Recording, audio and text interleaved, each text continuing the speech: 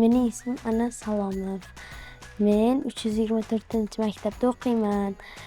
Men ertalablar futbolga boraman. Keyin kelib maktabga boraman.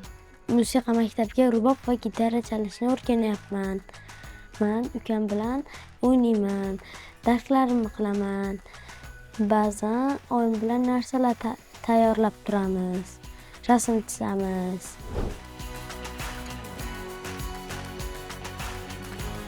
Men futbol o'ynaganim eng yaxshi vaqtim.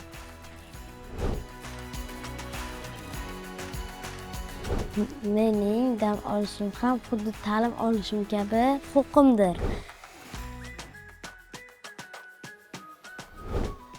Dam olishga imkoniyat bo'lishi kerak.